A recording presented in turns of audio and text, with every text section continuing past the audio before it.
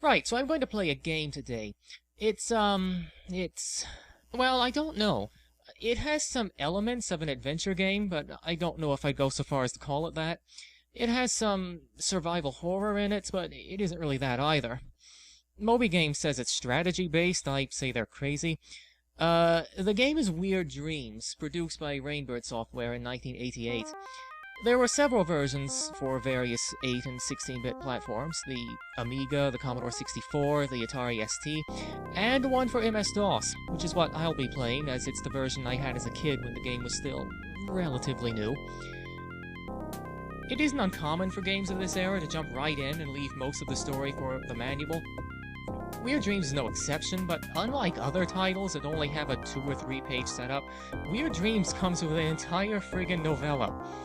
I won't be reading it, but I have to summarize it, or what little sense the game makes will be entirely lost. The author has made the full text available for free online if you'd like to check it out. While future generations probably won't regard it as the pinnacle of 20th century literature, it's an alright story. Certainly more than what I've come to expect from a late 80s video game.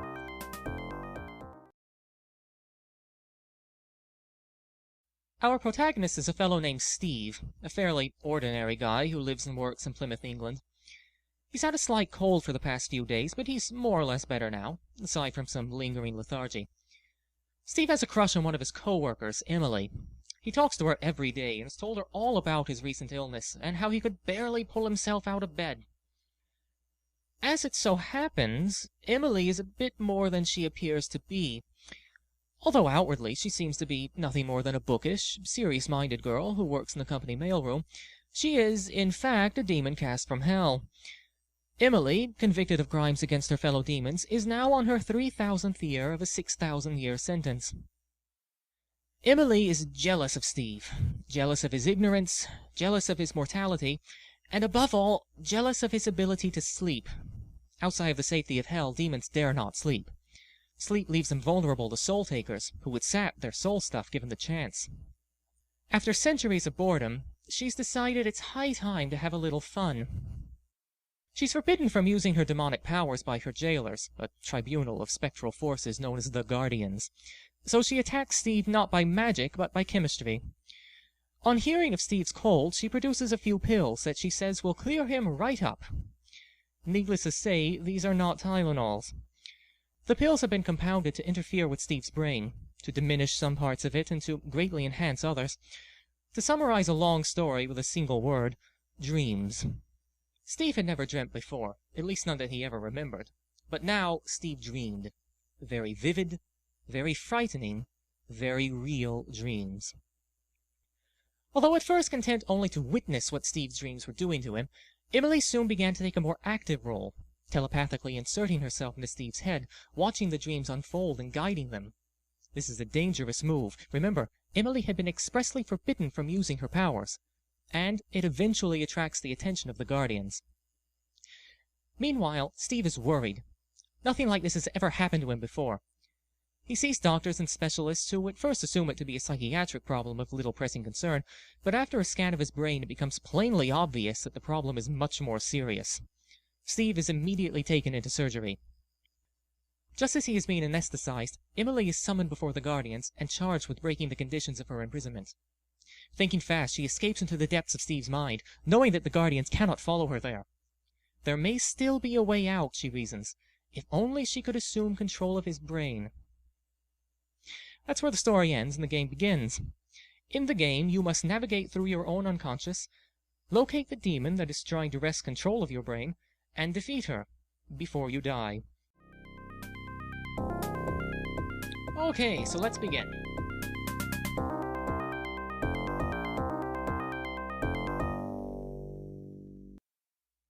And here's the last thing Steve sees. The doctor's over him as he's being anesthetized. And here we go. Into his subconscious. Into the dream. And what is the dream? Once it loads. Bit slow. Ah, it's a machine of some sort. Oh, it's a cotton candy machine. I see. And there's the stick and, oh. Okay. Note to self, don't get hit by stick. We're okay, though. Nice strong pulse. Back in. Won't get hit by it this time. Now, call it intuition, but I think we're probably going to need some of this cotton candy, so let's get some stuff onto our pajamas. And then ride the stick out, because I don't see any other way out of this machine. Where are we in? Oh, we're in the fair.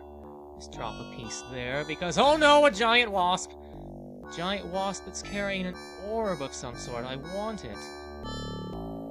It's, Oh, I know what to do. I will leave some cotton candy here, run, go get the fly swatter, and then when the wasp is distracted eating the cotton candy, I'll grab the orb. It's a perfect plan.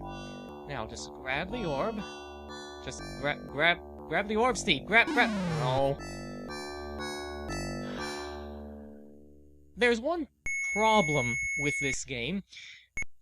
The controls are, 1, extremely sluggish, and 2, you have to be pixel perfect to get anything at all done. Incidentally, this is the Hall of Mirrors. This is the hub world, really. The middle mirror takes us back to the cotton candy machine. So, let's just do this one more time. Try to get that wasp, and then grab his orb. Leave the cotton candy there. You have to leave it there. Leave it anywhere else, he's going to sting you.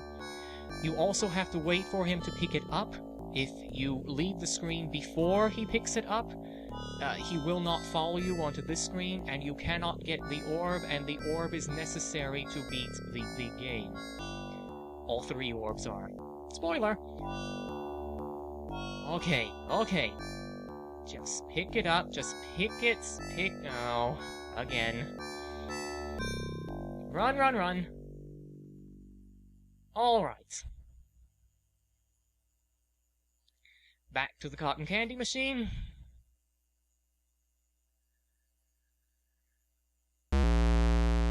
Oh, I can see this is going to take a while.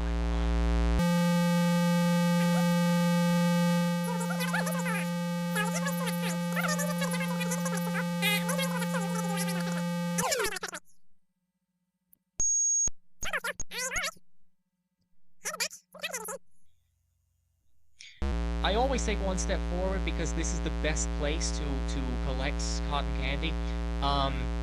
Other places you hardly ever get any. Here, hit once more. Steve has 16 frames of animation. The creators are very pleased with the fact that the animation was so fluid. But you can't cancel the animation once it starts, so it makes it difficult to precisely control. And since this game requires precise movements, it's yes. 2 pieces, 3. I need 4. You need 4. Don't leave this if you don't have 4.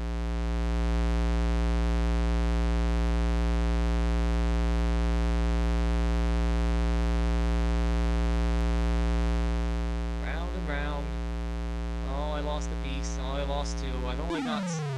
I only have 3 anyway. Again! Unless... What life was I on? Oh, God, I'm dead. Well... That was Weird Dreams, everyone! Okay, let's try again.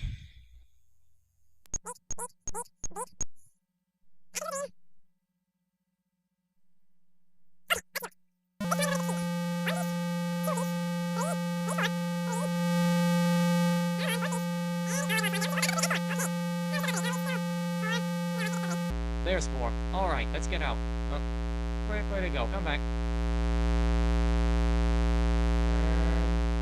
Go the other way. There we go. And... What? Like, what? Went right through it. That's never happened before. So, what? Okay. Just to let you know, sometimes this game, doesn't work. I played through this a few times prior to making this recording, and each time something bizarrely just fails. It's usually not game-breaking, but it can be frustrating. So let's try this puzzle, if you want to call it that, one more time. I've got 2 pieces of cotton candy, 3. You can technically make it with 3, but it's difficult. You really want 4. Stick's gone anyway. I've got plenty of candy now, though, if I can get out. Now it's working fine. Alright. Back to the wasp. Piece there. Wait for him to pick it up. Again, if you leave the screen before he picks it up, he will not follow you. Run, go get the fly swatter. Find the correct pixel to stand on. There is only one. Now, got too close.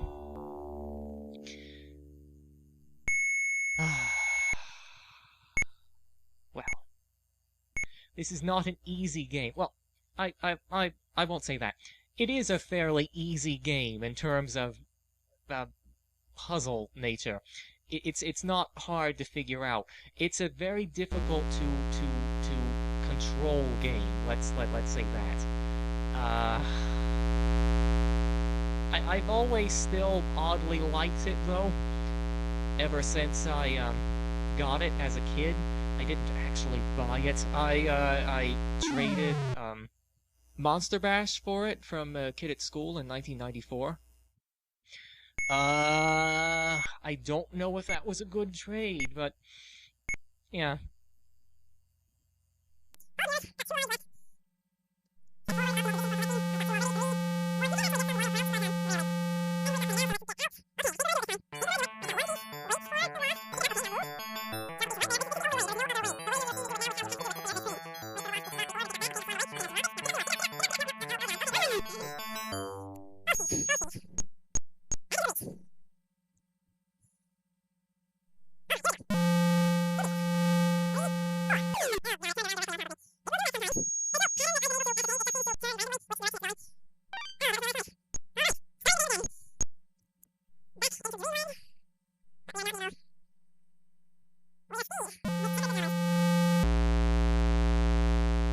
One piece, 2 piece, 3. I guess I could take this opportunity to explain the bar at the top. The 5 Steves are obvious. They're your life. The timer is just a timer. It tells you how long you take to complete the game. It has no bearing on anything. The score is well, I don't think it's possible to complete the game with anything short of 100, so I don't really know. The heart rate monitor. When Steve becomes excited, his heart rate goes up. If his heart rate ever reaches 170, I think it is, Steve dies, both in the dream and in the real world. But of course the doctors can bring him back for his 5 Steves. That's how medicine works, right?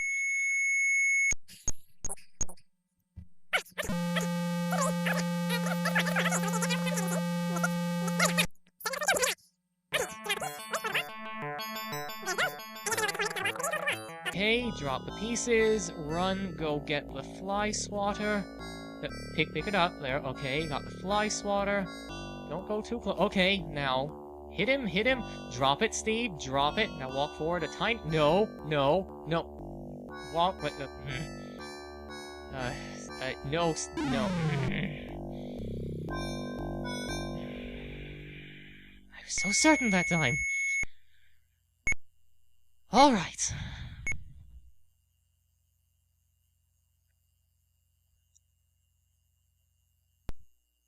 Here's the thing. If I keep doing this, it's going to take forever. So I'm going to call in a little bit of help. What I'm doing now, I'm standing at the exact halfway point inside this mirror, and on the plus key on the numpad, I am tapping out SOS in Morse code. Once I get the correct frequency, it will give me infinite lives, and you won't have to keep seeing that title screen. There we go. Now, back to the cotton candy machine. Never liked cotton candy. But I'm feeling good. I think we're gonna make this. Okay, round and round. Collect the cotton candy. Let's see. I think that's 4 pieces. Let's go. Back to the fairground. Well, I suppose we were already in the fairground, but back to the full... Oh, God. This is what I meant about if you don't wait for the wasp to pick up the cotton candy, he won't follow you onto the screen. There is no dedicated run button, you just start running after you've held the walk button for a period of time. Usually I tap the walk button to stop this running from happening, but I neglected to do so this time around. So, once more. 1 piece. 2 piece. 3 piece. Blue piece. Well, we've got more than enough once it ever turns around. You can't, well, I suppose you can jump on it going the other way, but then you'd have to walk across to the other side, and that's certain death. So, let's just do it the way that works. And away we go. Okay. We're gonna do it this time. We're gonna do it this time.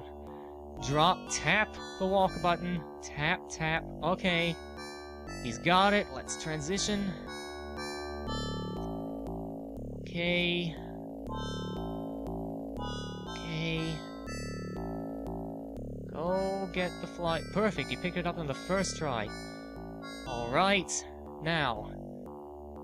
Bash him away, drop it, walk forward a bit. We got it, we got it. Okay, now run, run, run, run, run. You have no time to spare, none at all. We made it. First orb. First orb. Alright.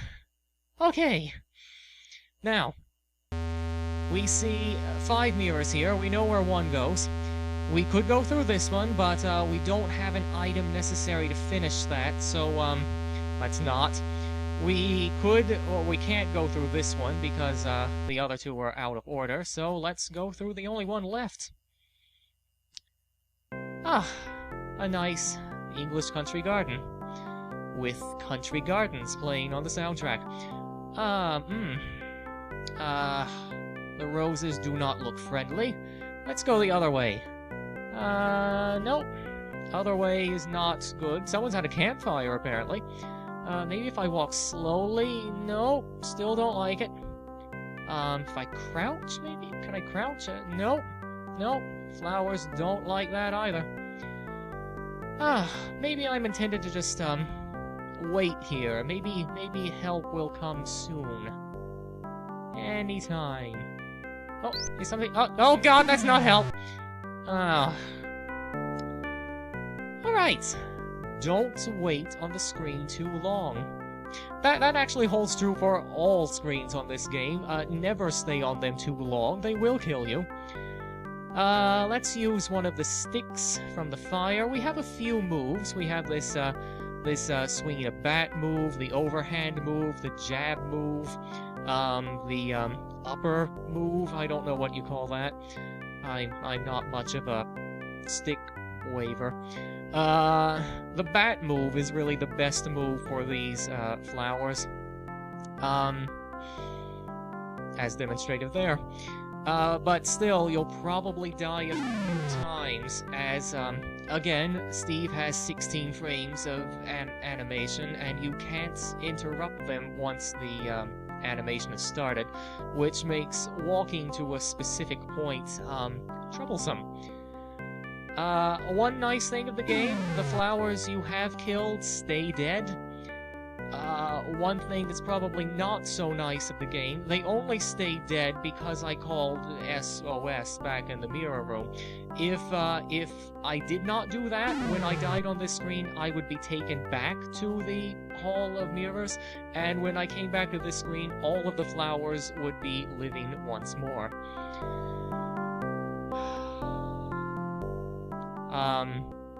I hope you can appreciate why I did that, as otherwise this game would take forever. One more flower left. Can we kill it? Oh, two more. My mistake, sorry. A little bit forward. No, that might work. Tried it. Ah, it's dead! The flower bed is dead. Perfect. Now we can move on. Oh, a little girl! Little girl! Can you help me? No. Little girl does not wish to help me. Well, she's got a ball. She wants to play catch, so let's indulge her. Maybe become her friend, and she will not stab us. Stab us with a giant knife. But did that ball? Ah! Ball has a mouth. Oh! I see. The ball is bloodthirsty. Ah. Never miss the ball. Let's just play catch with this demonic girl. And her sentient ball. With teeth. Okay. Okay. Everything's going well. We're having a nice time. Having a... She's still got that knife. We're friends, right, little girl? Oh, no? Okay.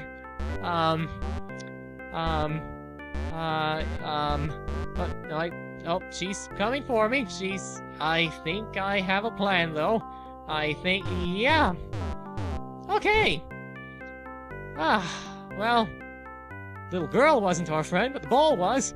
And the ball is now in our can't go that way. In our inventory. Can't go that way either. Well, there's this hedge that's pointing up. Maybe, yes, we need to go up at the hedge. And back to the Hall of Mirrors. And the out-of-order one, the one on the right, is now, in order. How is a mirror out of order? Oh, and the buzzing you heard, that's the, bee, or wasp, rather, trying to, get in. This room is actually quite easy, but it's just a, prelude of what's to come. Now, you'll see the soccer ball bouncing here. We can use the soccer ball to take out the ballerina, but there's a point later in the game where we absolutely need the soccer ball, so doing that would be foolish. This is just a timing puzzle. You need to cross when her leg is up. This is the screen I was talking about. Okay, the idea is the keyboard is a conveyor belt, and you're walking on it, and the keys go up, and when the key is up in front of you, you have to jump. If you do not jump, you will fall and have to start the screen over. I don't know if I can convey how difficult this is. In the few times I played this through prior to this recording, the first time took about 25 minutes. The second time I rage quit after 45 minutes, and the third time I did a little better at 15 minutes. As a kid, I never made it past this room ever, because I didn't know about the SOS code, and I would always die here.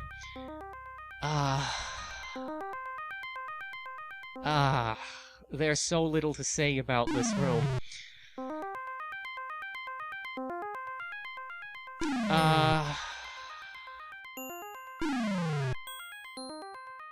the really difficult part about this room, not that the whole thing isn't difficult, but once you get to the very end, you can no longer see the keys rising with much time. And it's so incredibly frustrating when you're almost there. You're almost at the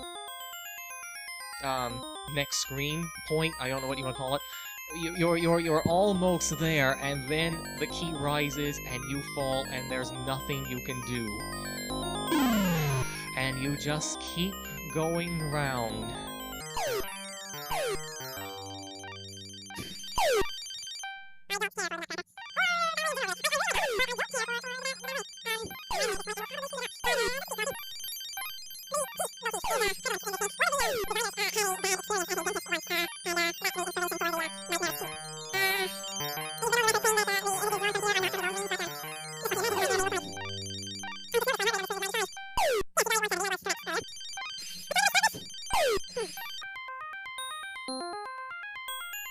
Again, and again, and again.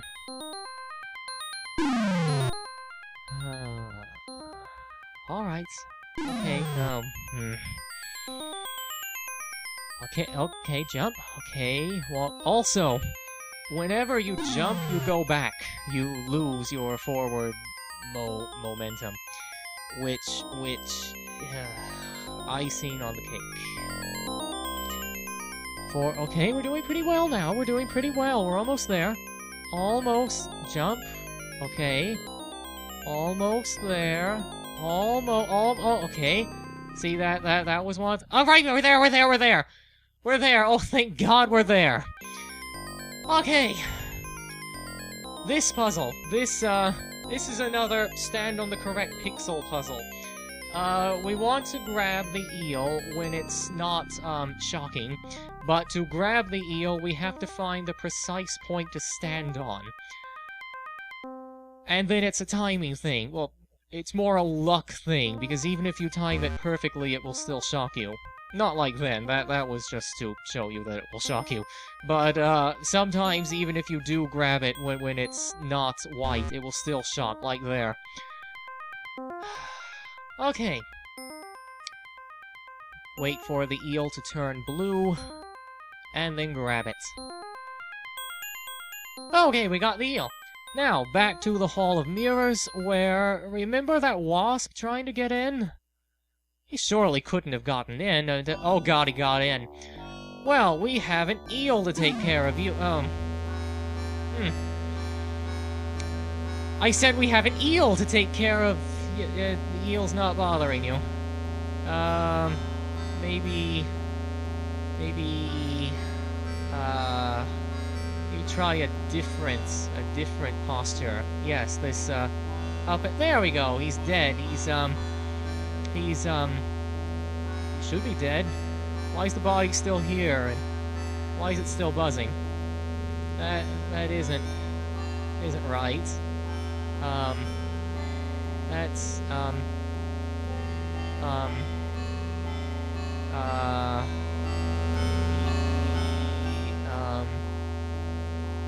try some buttons,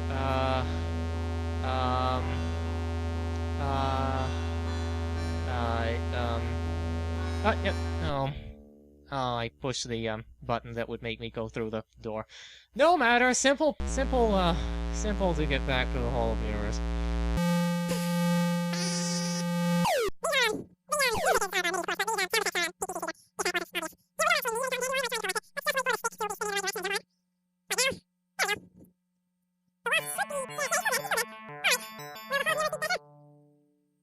Right, okay, we can proceed. Okay, into the mirror over here, which leads to, once it loads, the desert. The desert with flying cod. Is that what cod looks like? I'm not a fisherman. Okay.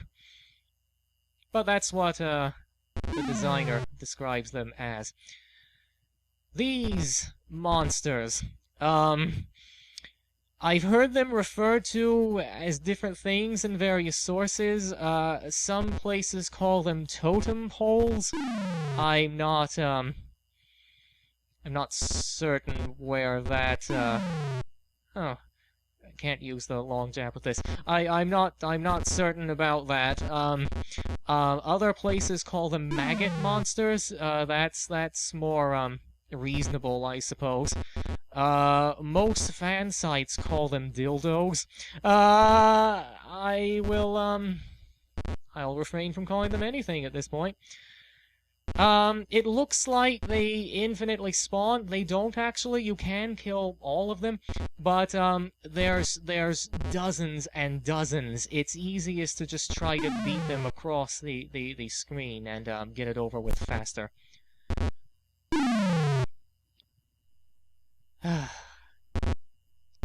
It's difficult when they come in groups, as you have to keep swinging, and when you're swinging, you can't move.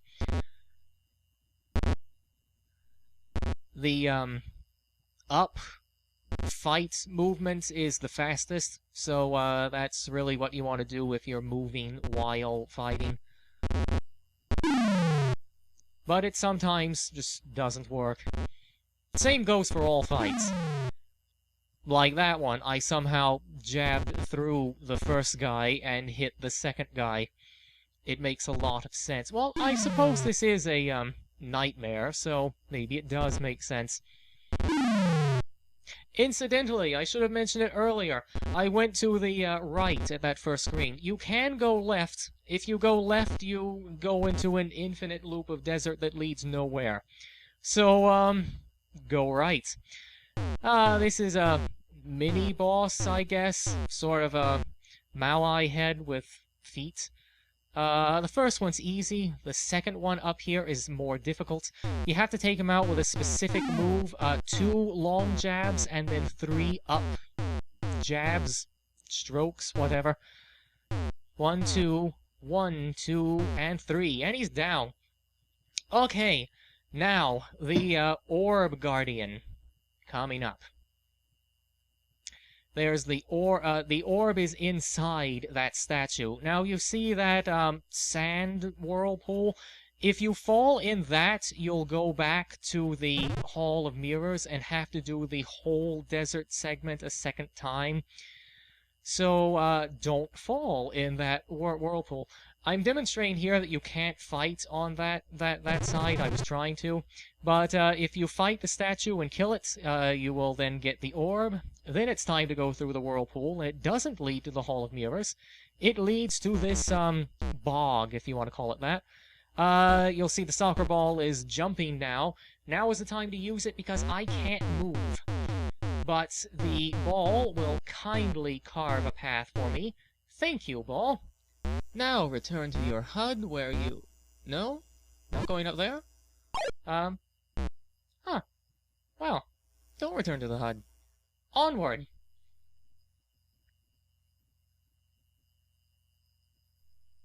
And now we're back to the Hall of Mirrors, and the final room of, well, the final sequence of rooms of the game through this last mirror.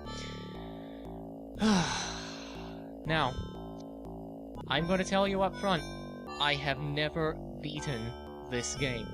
I can get to the final, mini-boss, but I cannot get past the mini-boss. Not in the DOS version. Okay, interrupting myself for a minute. The gimmick of this room is the lights are blinking on and off, and there are bats. If you touch the bats will kill you, obviously. But in here is the light switch. If we jump up and press the lights, now the lights will stay on. Which is nice. These low bats you can't duck under, you have to jump over. The timing has to be correct. You're intended to jump up and hang on to those, light fixtures, but, it's easier to just jump over them. If you can, ever manage to... Huh. Well, worked in my favor. Like so. There. It's not hard to jump over them. This is the boss I was talking about. It's a chicken heart with teeth. The idea is you jump onto the middle light fixture, you start swinging until you can swing onto the far right one, and then you jump off on the other side of the boss. In the C64 version, this is incredibly easy.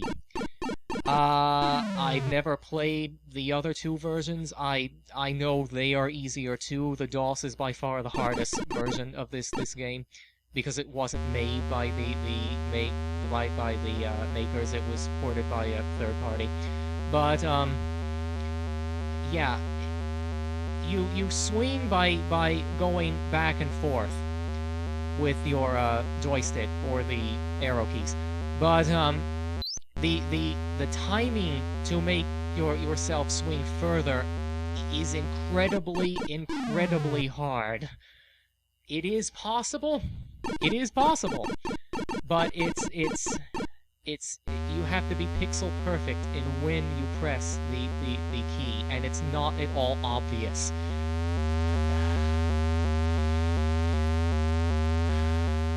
In the previous test recording, well, not in the previous test plays, I probably spent 2 hours trying to swing past this chicken heart.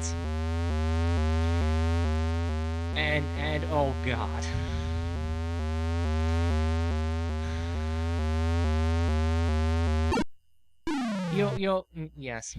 You'll see that after a while hanging on the light fixture, that the fixture starts to pull out. Here I'm showing yeah, you can't go through the door will eat you. The fixture will start to pull out. It never completely pulls out, and it pulling down doesn't affect your swing. So I don't actually know why it's there. Maybe in the other versions it actually did fall out and you would die, but it doesn't happen here, so I don't know. This is the short swing. I haven't got the timing correct to get to the mid or long swing. You have to have a long swing to manage to get over to the next light fixture.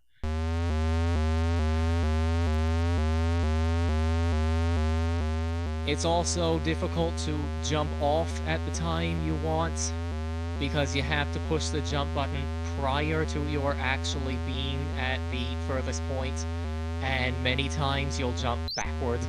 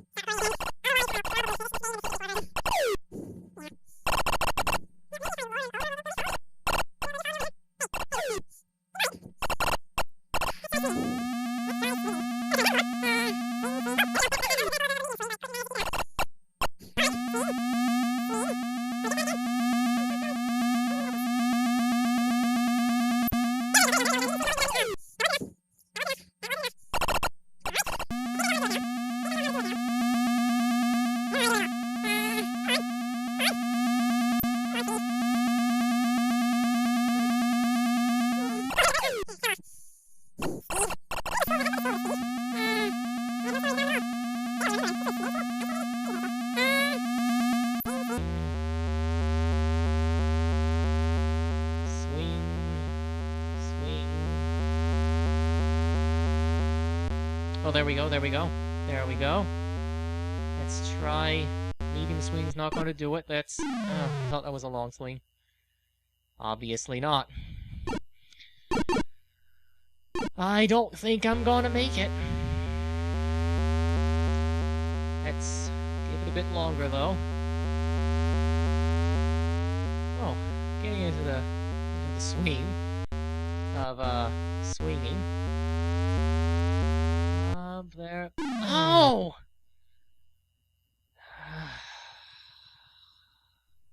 Nearly there. Nearly there. Swing a bit more. Let's swing a bit more before we jump. Okay. Maybe it's not the swing that's a problem. Maybe it's when I let go. Maybe I'm not let go. Maybe I'm not letting go at the correct time. Maybe I'm not letting go at the correct time. I don't have a heart rate. Let's deal with that. I think a heart rate of 0 is more concerning than a heart rate of 170.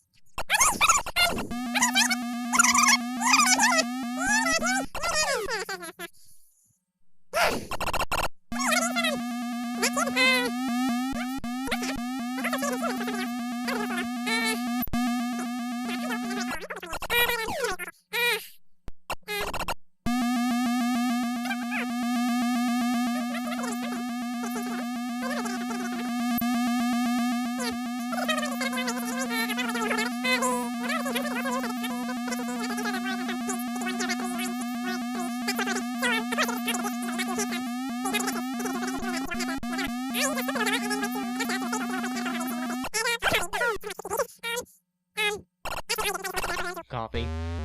Which, being a copyrighted book, they probably should not have done, but, they didn't seem to mind. Don't remember what it costed. I think back then it was a nickel a page. Luckily it wasn't that, dark red on light red. That's really difficult to photocopy. But, okay, we're on the next... I'm gonna stop talking now and start talking about the game. Let's try to get a good swing going. Come on, Steve. Come on. Good, there! Yes! Yes! I have never gotten past that screen in the DOS version, ever! Okay. Last puzzle room. We've got, there's the last amulet, orb, whatever I've been calling them, just inside the clock. Now, this is a simple puzzle. When you open the clock, it starts the pendulum swinging. You just need to go through the door, either door, when the pendulum is pointing to it. The trouble comes when you don't just push up when it's at the right point. You have to the right point is when Steve walks through. So you have to get the timing right for Steve's walking animation to be over by the time you reach the door. And this is not an easy matter, because the game is incredibly sluggish.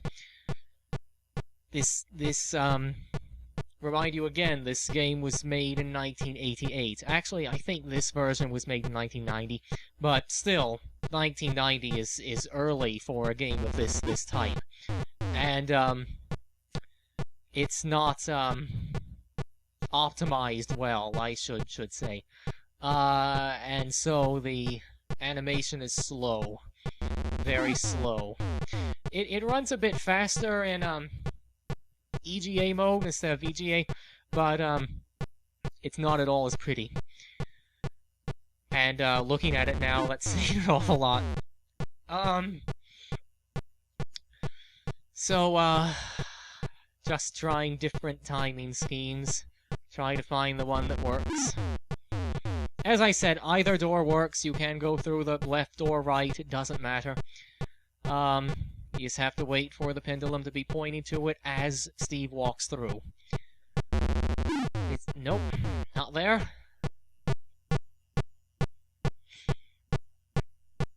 Let's try the right. Maybe the right will be easier. It's not easier at all. Is it, Steve?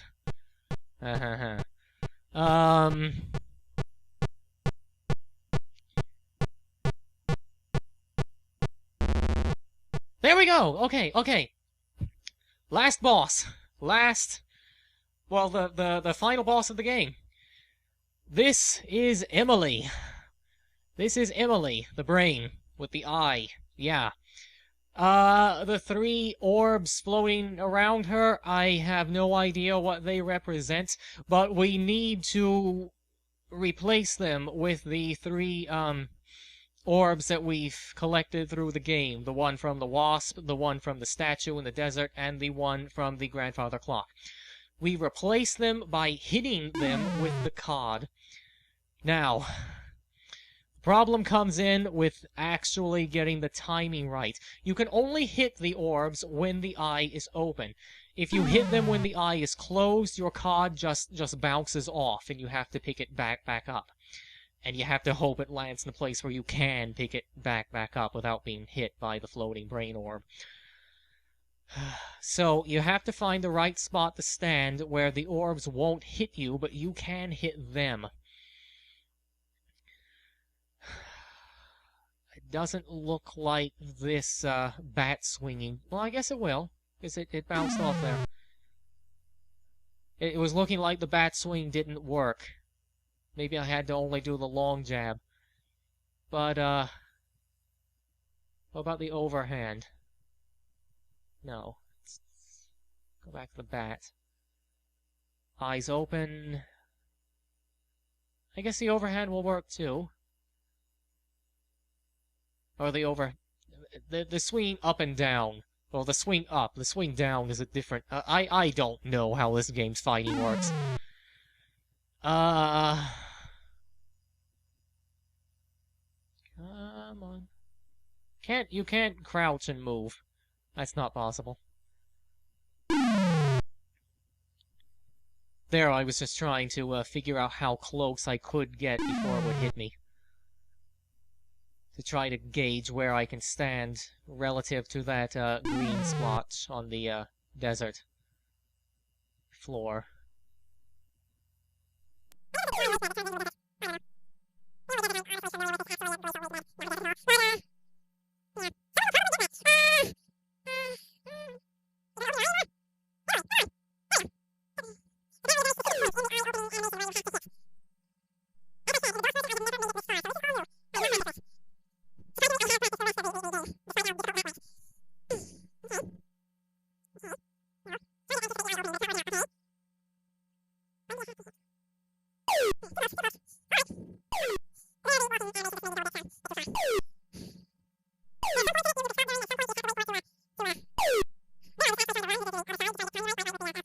With the ballerina back in the... Oh!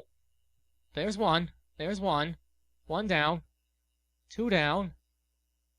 Two down. Two down. Come on. Open your eye, Emily. Open your eye when I can actually hit it, Emily. You're not helping him. Suppose you wouldn't. Okay, can I grab that fish? Is that too... Can I grab that? Come on. Come on. Oh, God. Do they stay orbs? Yes, they do. Okay, good. Okay. Okay.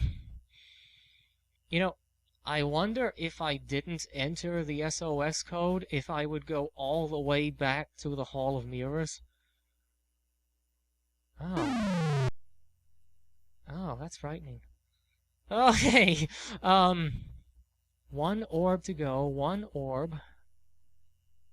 Can we make it? Can we make it? No.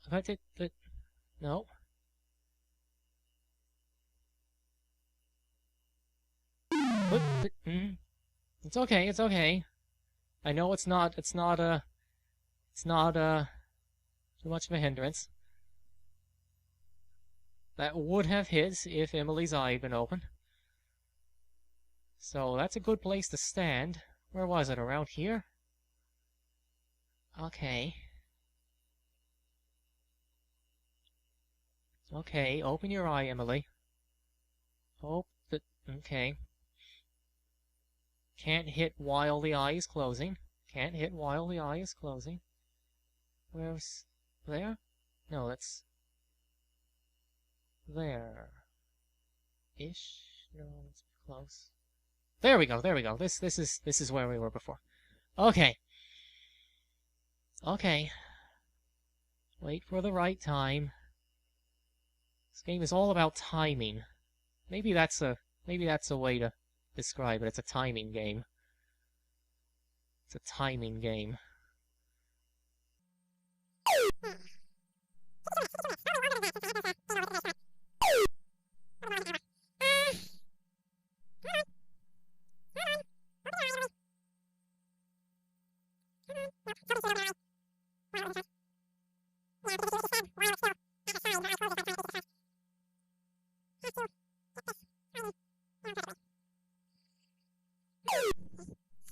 Okay.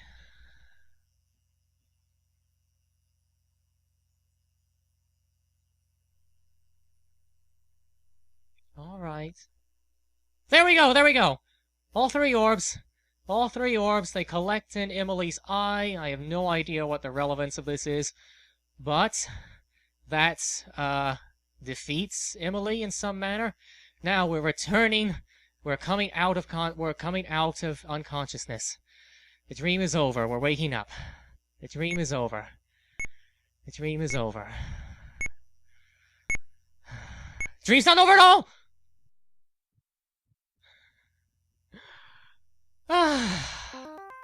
A fitting end. That was Weird Dreams! I finally beat it. Finally beat it.